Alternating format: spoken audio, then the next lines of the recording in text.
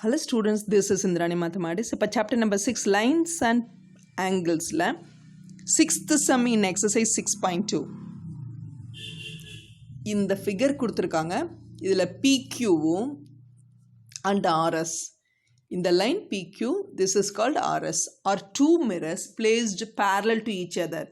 These two are nothing but the mirrors which are placed parallel to each other. An incident ray AB strikes the mirror PQ. So this is an incident ray which strikes the mirror PQ at B. Again it reflected, okay. The reflected ray moves along the path BC. So AB ங்கிற incident ray strike பண்ணிட்டு என்னாகும் reflect ஆகி travel ஆகும் through the line BC. Again it strikes the mirror at C. Again reflects back along the path CD. Okay, this is given. We want to prove that AB parallel to CD. Sorry, this is AB. AB parallel to CD.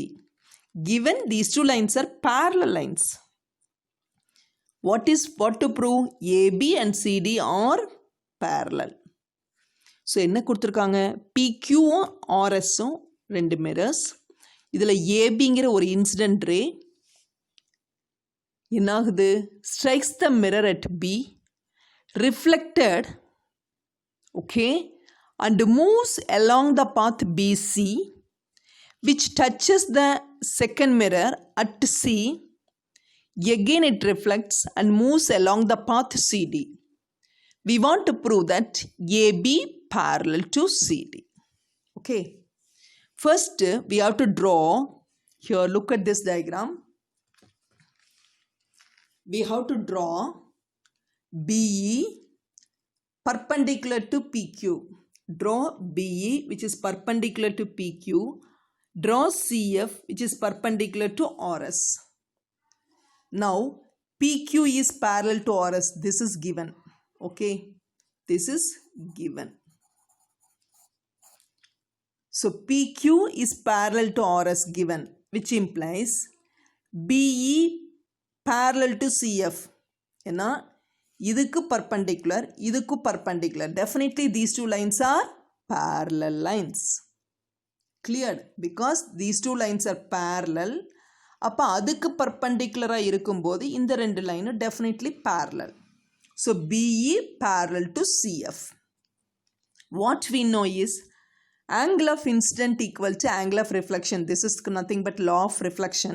In physics la பாத்திருந்தீங்கன்னா தெரியும். So angle of incident, இதுதான் angle of incident, equal to angle of reflection, that is இதுதான் angle of reflection.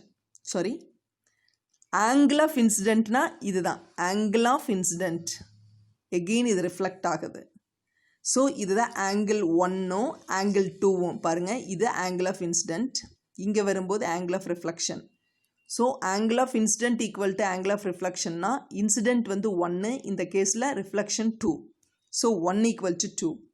Again இது என்னது, angle of reflection என்னாகுது, இப்போ இந்த மிரருக்கு இதுதான் angle of incident ஆகும், இது ரிஃப்ளெக்ட் ஆகுது. So this is angle of இந்த மிரருக்கு angle of incident, this is angle of reflection. So angle 3 equal to angle 4. Clear-ஆ? இது இந்த மிரருக்கு incident reflection, இந்த மிரருக்கு இது incident இது reflection. So angle 1 is equal to 2, இது angle 3 equal to angle 4. Okay. Next, alternate interior angles are equal. The reason we know BE and CF, these two lines are parallel. So BE யும் CF ம் பாருங்க, BE CF, these two lines are parallel. I can treat BC, this is nothing but BC. This BC line is a transversal. Okay, so what I know is இதுவும் parallel. அப்போ இது transversalனா இது 2 இது 3 நம்மளுக்கு diagram படி. அப்போ ஆங்கிள் 2வும் angle 3யும் ஈக்குவல். This is alternate. பாருங்க, டிரான்ஸ்வர்சலுக்கு லெஃப்ட் சைடில், டிரான்ஸ்வர்சலுக்கு ரைட் சைடில். ஸோ கண்டிப்பாக alternate interior angles.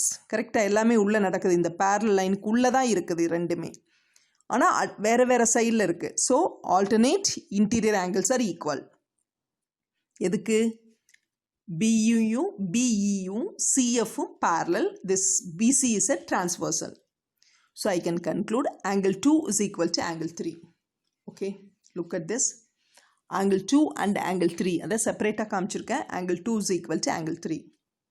Now I am going to adding angle 1 plus angle 2. இது ரெண்டையும் நான் ஆட் பண்ணுறேன். என்ன ஆகுதுன்னு பாருங்கள். angle 1க்கு பதிலாக angle 2ன்னு சொல்லலாமா? பட் angle 2க்கு பதிலாக angle 3 ஆயிருமா? ஸோ angle 1க்கு பதிலாக angle 3 ப்ளஸ் angle 2க்கு பதிலாக என்ன வரும்? angle 3 வரும். But 3 becomes 4. So angle 4. கிளியரா? I am adding angle 1 and angle 2. So angle 1 plus angle 2 என்ன ஆகும்? angle 1ங்கிறது 2 பட் 2ங்கிறது 3. அதனால் இங்கே 3 வந்துடும். ப்ளஸ் angle 2ங்கிறது என்ன? 3 தான். But 3 is nothing but 4. அதனால் இங்கே angle 4. ஸோ angle 1 plus 2ங்கிறது இதுதான். ABC. angle ABC equal to angle BCD. Okay, இதுக்கு பேர் என்ன? alternate interior angles. எதுக்கு? இந்த ABக்கும் CDக்கும். ஏன்னா ABயோட இது வந்து டிரான்ஸ்வர்சல் எடுத்துக்கோம். ஏபிங்கிற லைனுக்குள்ளே தான் நடக்குது. சிடிங்கிற லைனுக்குள்ளே ஏபியும் சிடிக்குள்ளே தான் இது நடக்குது. Number 1. This is nothing but a transversal. So டிரான்ஸ்வர்சலுக்கு லெஃப்ட் சைட்லேயும் டிரான்ஸ்வர்சலுக்கு ரைட் சைட்லேயும் நடக்குது. கரெக்டாக? இந்த ரெண்டு பேரலல் லைனுக்குள்ளே தான் நடக்குது. இந்த லைன் தான் டிரான்ஸ்வர்சல். இதுக்குள்ளே தான் இதனோட லெஃப்ட் சைட்லேயும் இதனோட அதர் சைடு ரைட் சைட்லேயும். இதுக்கு பேர் என்ன? Alternate interior angles. சேம். அதில் எதுக்குள்ளே? ஏபிசிடிக்குள்ளே. So alternate interior angles are same. So ABயும் பாருங்கள், இங்கே டயக்ராம் செப்பரேட்டாக காமிச்சிருக்கிறேன். ABயும் CDக்குள்ளே தான் இது இருக்குது. இது ஒரு டிரான்ஸ்வர்ஸலாக ட்ரீட் பண்ணுறோம். So AB is parallel to CD. கிளியர்டா?